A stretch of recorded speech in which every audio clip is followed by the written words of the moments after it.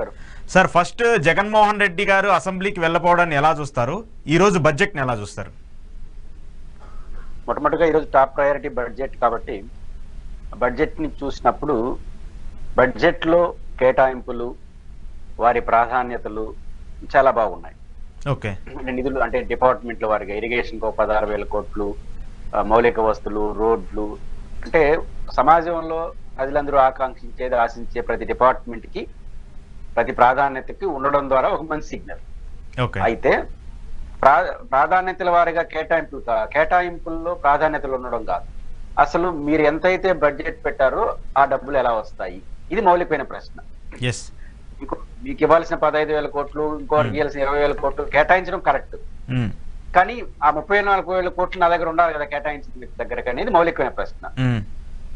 ఎందుకు ఈ ప్రశ్న ఉత్పన్నం అవుతుందంటే 2024-25 ఫైనాన్స్ ఇయర్ లో ఆంధ్రప్రదేశ్ కి వచ్చే, అంటే రూపాయి బడ్జెట్ అంటే ఏంటి, రూపాయి రాక రూపాయి పోక, అంటే ఎంత ఆదాయం ఎంత ఖర్చు, ఎలా ఉన్నాయి లెక్కలు అంటే స్టేట్ ఓన్ రిసోర్స్ 1,16,124 కోట్లు.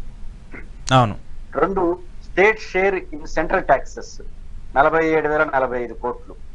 గ్రాంట్స్ ఇన్ ఎయిడ్ 36,610 కోట్లు. మొత్తంగా చూసినప్పుడు 1,99,779 రూపాయలు ఆంధ్రప్రదేశ్ కి ఈ సంవత్సరం ఆదాయం వస్తుందనేది డిపార్ట్మెంట్ యొక్క అంచనా. మనకు గత 5 ఏళ్లుగా 19 నుంచి 24 వరకు జగన్మోహన్ రెడ్డి గారి పీరియడ్ లో యానం 40 నుంచి 45,000 కోట్ల రూపాయలు అప్పులు తీసుకొచ్చారు ఎఫ్ఆర్బిఎం లిమిట్స్ లోపల. అంటే మొత్తంగా చూసుకున్నప్పుడు మనకు 2,53,000 కోట్ల రూపాయలు లాస్ట్ ఫైనాన్స్ ఇయర్ లో ఈ ప్రభుత్వం, గత ప్రభుత్వం ఖర్చు పెట్టింది. ఈ ప్రభుత్వం ఇప్పుడు 2,94,000 కోట్ల రూపాయలకి బడ్జెట్ అంచనాలు పెట్టింది, అంటే ఖర్చులు చూపిస్తా ఉంది దేనికి ఎంత అని. అంటే 45,000 కోట్ల రూపాయలు అదనంగా ఆదాయం రావాలి రాష్ట్రానికి, అంటే ఒక్క సంవత్సరంలోనే. అంటే లాస్ట్ ఫైనాన్స్ ఇయర్ లో 2,53,000 కోట్ల రూపాయలు ఖర్చు పెడితే ఈ ఫైనాన్స్ ఇయర్ కూడా అంతే అవుతుంది అనుకుంటే ఏకంగా 2,94,000 కోట్ల రూపాయలు చూపించారంటే ఇంకొక 45,000 కోట్ల రూపాయలు అదనంగా ఎక్కడి నుంచి వస్తుంది, మౌలికమైన ప్రశ్న. ఇది వస్తే వాళ్ళు అనుకున్నట్టు 2,94,000 ఖర్చు అవుతుంది. ఇది 44,000 కోట్లు రాలేకపోయింది అనుకోండి, అనుకున్న అంచనా ప్రకారం కేటాయించినవన్నీ ఖర్చు కావు. ఇది చిక్కుముడి. ఇప్పుడు ప్రధానంగా ఏమవుతుంది, స్టేట్ రెవెన్యూ ఇవన్నీ కూడా పెరగాలంటే 2 మార్గాలు. సంపద సృష్టి, అది ఈ రోజు అనుకుంటే రేపు జరగదు, 2-3 ఏళ్ళు పడుతుంది. దేంట్లో అవకాశం ఉంది, పన్నులు వేయడం, లేదా కేంద్రాన్ని నుంచి ఎక్కువ రావడం. కేంద్రాన్ని నుంచి ఎక్కువ రావడానికి చట్టం ఒప్పుకోదు. పన్నులు వేసే అవకాశం, మొన్న ట్రూ అప్ ఛార్జీలు అని అవి కొంత వేశారు కదా, అది అట్టాటి వేస్తే 5-10,000 కోట్లు వేయచ్చు. కాబట్టి ఏదైనా సరే ఈ 34,000 కోట్ల రూపాయలు తగ్గింది అనుకోండి, మన కేటాయింపులు ఉంటాయి కదా, ఇరిగేషన్ 16,000 కోట్లు, ఒక 5-6,000 కోట్లు తగ్గిపోతాయి. కేటాయింపులు తగ్గిపోతాయి, ఇంకేం కావు. అయితే ఇంకొక తమాషాగా ఈ బడ్జెట్ లో ఉంది. ఈ బడ్జెట్ కాల పరిమితి ఎంత? 5 నెలలు. నవంబర్, డిసెంబర్, జనవరి, ఫిబ్రవరి, 5 నెలలు. మార్చి అయిపోతుంది. ఇప్పుడు 16,000 కోట్లు ఇరిగేషన్ కేటాయించారు, ఓకే బాగుంది. ఈ 16,000 కోట్లు ఎప్పుడు 2024 నుంచి 2025 ఫైనాన్స్ ఇయర్ లో, 24 నుంచి ఎలక్షన్స్ 3 నెలలు, మనం వచ్చే 5 నెలలు, ఇవన్నీ ఇంకేమి పుషప్ కాల ఏ ప్రాజెక్ట్ కి ఎంత అయ్యాలని. ఈ 5 నెలల్లో 16,000 కోట్లు ఖర్చు పెట్టడం సాధ్యం అవుతుందా ఒకరు ఉన్నా కూడా? అంటే కాబట్టి ఈ కేటాయింపులన్నీ అమలు ఆచరణ సాధ్యం కాదు. ఫైనాన్షియల్ ప్రాబ్లం ఉంది, ఈ 5 నెలల సమయం కూడా ఉంది. కాబట్టి బ్రాడ్ గా చూసుకున్నప్పుడు ఈ 4-5 నెలల్లో ఏం అద్భుతాలు జరగవు, రొటీన్ బడ్జెట్ గానే చూడాల్సి ఉంటుంది. అయితే సంక్షేమ పథకాల విషయంలో ఒక క్లారిటీ ఇచ్చారు. ఆ క్లారిటీ ఏంటంటే సూపర్ 7s లో ప్రధానంగా ఈ పెన్షన్స్ ఉన్నాయి కదా, సామాజిక పెన్షన్స్, వాటి వరకు ఆల్రెడీ అమలు చేస్తారు, అది కంటిన్యూ అవుతుంది. దీపం పథకానికి సంబంధించి స్పెసిఫిక్ అలికేషన్ చేశారు. అదర్ దెన్ తల్లికి వందనం గాని, రైతు భరోసా గాని, అదేవిధంగా మహిళలకు 18 సంవత్సరాల నిన్న 1,500 గాని, నిరుద్యోగ వృత్తి గాని ఈ ఫైనాన్స్ ఇయర్ లో ఎవ్వరు క్లారిటీ ఇచ్చేసినట్టు కనిపిస్తుంది కదా, వాళ్ళు క్లియర్ గా చెప్పేశారు కదా. అది క్లారిటీ వచ్చేసింది ఈ బడ్జెట్ లో. బడ్జెట్ కేటాయింపులు అది లేదు. మామూలుగా బడ్జెట్ కేటాయింపులో కేటాయించిందే ఖర్చు పెట్టరు, మనకు తెలుసు ఆ విషయం. అంటే అంచనాలు ఎక్కువ ఉంటాయి కదా, ఓవర్ అంచనాలు ఉంటాయి, ఏ ప్రభుత్వం అదే చేస్తుంది. కేటాయించిందే ఖర్చు పెట్టిన రోజుల్లో అసలు కేటాయించకపోతే ఇంకా దాని గురించి ఆలోచించాల్సిన. అంటే ఈ ఫైనాన్స్ ఇయర్ లో, అంటే 1 ఇయర్ తెలుగుదేశం పరిపాలనలో సూపర్ 6 లో ఒకటి అమలు అవుతుంది, అది సామాజిక పెన్షన్స్. మళ్ళీ ఫర్దర్ ఇయర్ లో ఏం చేస్తారనేది ఫర్దర్ బడ్జెట్ లో మనం చూడాలి. అది ఈ బడ్జెట్ లో నాకు ప్రధానంగా కనిపిస్తుంది. ఓకే సార్, ఇక్కడ ఒక ప్రధానంగా పాయింట్ ఏంటంటే, అంటే నేను చూస్తుంది ఏంటంటే, ఈ బడ్జెట్కి సంబంధించి ఆల్రెడీ ద్రవ్యోల్బణం లోటు కావచ్చు, లేదంటే రెవెన్యూ డెఫిసిట్ కావచ్చు, ఆల్రెడీ ఉంది. దాదాపు అదొక 46,000 కోట్లు, ఇది ఒక 35,000 కోట్లు ఉందని చెప్పేసి ఈరోజు చెప్తూ వచ్చారు. ఇంకొకటి ఏంటంటే, ఈ ఉచిత హామీలకు సంబంధించి ఏదైతే మీరు ఇందా చెప్పినట్టు వాళ్ళని అమలు చెయ్యమని చెప్పేసి, ఈ సంవత్సరానికి వాటిని మర్చిపోవాల్సిందని చెప్పేసి క్లియర్గా చెప్పినట్టు చెప్తూ ఉన్నారు. సో ఏంటి మరి కొత్తగా వాటిని తీసుకొచ్చేదానికి, పాత వాటిని పెట్టేదానికి నెక్స్ట్ ఇయర్ మళ్ళీ బడ్జెట్ ఎలకేట్ చేసేటప్పుడు మళ్ళీ దానికి సంబంధించి మళ్ళీ రెవెన్యూ లోటు ఉంటుంది, మళ్ళీ ప్రభుత్వానికి సంబంధించి మళ్ళీ వాటిని ఫుల్ఫిల్ చేయాలన్నా కూడా అక్కడ సోర్స్ క్రియేట్ అయ్యే పరిస్థితి ఉండదు. మరి అప్పుడైనా అమలు చేసే పరిస్థితులు ఉంటాయా? బేసిక్ గా అశోక్ గారు, ఈ ఫైనాన్షియల్ ఇయర్ లో 1,99,000 కోట్లు అంటే దాదాపు 2 లక్షల కోట్ల రూపాయలు మాత్రమే మనకు నికర ఆదాయం. మనకు ఖర్చులు అంటే మీ ఇష్టం నా ఇష్టంతో ఏమి సంబంధం లేదు. ప్రభుత్వం ఖర్చు పెట్టాల్సిందే, ఏ ప్రభుత్వం చంద్రబాబు. అదేంటిది?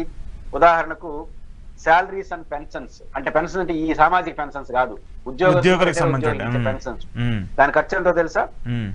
90,000 కోట్లు పర్ ఇయర్. తర్వాత విదేశీ అప్పులు తీసుకున్నాం కదా, అప్పులు వడ్డీలకు కలిసి 43,000 కోట్లు. అంటే రెగ్యులర్ అడ్మినిస్ట్రేషన్ ఖర్చులే. అంటే ఏ ప్రభుత్వం వచ్చినా 10 రూపాయలు పెరిగే తగ్గదు. దాని విలువ ఎంత అంటే 1,90,000 కోట్లు. ఓకే, అక్కడే సగం అయిపోతుంది బడ్జెట్. 60% బడ్జెట్ అక్కడే అయిపోతుంది. ఇంకా నువ్వు ఏమి చేయాలన్నా ఈ 10,000 కోట్లు నికరాదాయం, ఏదైనా పన్నులు ప్రోప్ ఛార్జీలు పెరిగితే ఇంకో 5,000 కోట్లు 6,000 కోట్లు పెరగచ్చు. అంటే భారం ప్రజల మీద మోపడం తప్ప ఇంకో షార్ట్ కట్ మాత్రం ఏం లేదు. అదనంగా అప్పులు ఎంత తెస్తే అంత ఖర్చు పెడతారు. ఓకే, ఇంకా ఏదైనా చేయాలంటే రాష్ట్రంలో అప్పులు తప్ప ఇంకొక అవకాశం లేదు. ఓకే, కాబట్టి ఇంకా ఏ హామీ ఇచ్చినా అప్పులు ఎంత తెస్తాం? అప్పు కూడా FRBM లిమిట్స్ దాటడానికి లేదు, అంటే 40,000-50,000 కోట్లు. కాబట్టి నేను అనుకుంటా ఉండేది, ఈ యాంగిల్ దృష్టిలో పెట్టుకుని ఎలక్షన్ టైం నుంచి నేను అదే చెప్తున్నా, సూపర్ 6 అమలు చేయడం సాధ్యం కాదు. ఎందుకు సాధ్యం కాదు అంటే ఇష్టం లేక కాదు, మనకు బడ్జెట్ కా పరిమితి ఉంది. కాబట్టి సూపర్ 6 అమలు కావడం ఇంపాసిబుల్. ఓకే, కాబట్టి సూపర్ 6 అన్ని ఇప్పుడు సూపర్ 1 అమలు చేయడం, ఇంకా మీకు అమ్మ ఒడి అమలు చేయాలంటే అది 15,000 కోట్లు అవుతుంది. మీకు రైతు భరోసా అంటే 10-15,000 కోట్లు అవుతుంది. ఏది టచ్ చేసినా 10-15,000 కోట్లే. కాబట్టి ఎక్కడి నుంచి తీసుకొస్తారు? ఇప్పుడు అమరావతిలో డబ్బులు ఉంటే వాళ్ళు డబ్బులు కేటాయించాలి కదా బడ్జెట్ లో. 10,000 కోట్ల రూపాయలు ప్రపంచ బ్యాంక్ నుంచి అప్పు ఎందుకు తీసుకొస్తున్నారు? సరే, కేంద్రం కడుతుందా మనం కడుతుందా, దట్ ఈస్ డిఫరెంట్ ఇష్యూ. అప్పు తీసుకొస్తున్నారంటే మనకు లేదనే కదా. కాబట్టి ఈ పరిమితమైన బడ్జెట్ రీత్యా, వనరుల రీత్యా సూపర్ 6 అమలు చేయడం సాధ్యం కాదు. ఇంకేదన్నా ఉంటే దాంట్లో కోత పెట్టడం, దీనికి వేయడం, దానికి వేయడం, అమలు చేస్తారని తగు మందికి అమలు చేయడం, ఇట్లాంటి చేయాల్సిందే తప్ప టోటల్ గా super 7, super 6 in spirit of election campaign అమలు చేయడం సాధ్యం కాదు. బికాస్ ఆఫ్ ఫైనాన్షియల్ రిసోర్స్ రీత్యా అనేది నాకు క్లియర్ గా ఉంది. వచ్చే ఇయర్ అదే జరుగుతుంది, ఆ పై అదే జరుగుతుంది. అదే నా పాయింట్ కూడా. నెక్స్ట్ ఇయర్ కూడా అమలు చేయాలంటే మళ్ళీ అప్పులు తీసుకొచ్చి మళ్ళీ ఆ పథకాలను అమలు చేయాల్సిందే తప్పితే ఇక్కడ సంపద సృష్టించి వాటిని క్లియర్ చేసే పరిస్థితులు ఉండవు కదా అనేది పాయింట్. ఇప్పుడు 40-50 వేల కోట్ల రూపాయలు పర్ ఇయర్ బడ్జెట్ లో అప్పు చేయబోతున్నారు. జగన్ గారు చేసినారు, ఈయన చేస్తాడు. ఈ 40-50 వేల కోట్లు సరిపోదు అంటున్నా నేను. ఈ 40-50 వేల కోట్ల రూపాయలు చేసినా ఈ సూపర్ 6 కనీసం 60-70 వేల కోట్లు అప్పు చేయాలి. 80,000 కోట్ల వరకు అవుతుందని చెప్పేసి చెప్పారు లాస్ట్ టైం. ఎవ్రీ ఇయర్ 60-70 వేల కోట్లు అప్పు చేస్తే తప్ప టచ్ చేయలేము. ఓకే, ఖర్చులు కూడా పెరుగుతాయి కదా. ఇప్పుడు రేపు DA ఉద్యోగస్తులకు ఇచ్చారు, 100 కోట్ల రూపాయలు ప్రతి ఇయర్ పెరిగిపోతుంది. ఇప్పుడు మీరు ఏది పెన్షన్స్ సూపర్ 6 అమలు మళ్ళీ నీటి ప్రాజెక్టులు కేటాయించేది, రోడ్లు అవన్నీ జరగవు. ఇంకా ఇంకేం అన్ని బంద్ చేసి ఇవి పెట్టుకోవాలి. ఓకే, కాబట్టే నేను అంటుంది, ఈ ఫైనాన్షియల్ రిసోర్స్ ఉన్న పరిమితుల రీత్యా వారు ఇచ్చిన ఎన్నికల హామీలు అమలు సాధ్యం కాదు. దాన్ని దృష్టిలో పెట్టుకుని వాళ్ళు ఫస్ట్ రావడం జూన్ లో ఓటాన్ అకౌంట్ బడ్జెట్ ఎందుకు పెట్టారనుకుంటారు? సరే, ఇల్లు విధ్వంసం, రికవరీ ఏదో మాట్లాడతారు కానీ ఇది ఇప్పుడు తెలిపింది కదా. మన ఇద్దరం కలిసి చెప్పారు కదా, ఈ సంవత్సరం సూపర్ 7 లేదు. ఎందుకు చెప్పినాం? బడ్జెట్ లో కేటాయింపులు చేసి చెప్పారు. మన ఓటాన్ అకౌంట్ బడ్జెట్ కానీ ఇదే బడ్జెట్ పెడితే అప్పుడు కూడా తెలిసి పెట్టారు. ఓకే, కాబట్టి ఇప్పుడు రావడం ఈ అశుభ వార్త ఎందుకు చెప్పడం అని చెప్పి కొంతకాలం తర్వాత చెప్పినారు. ఓకే.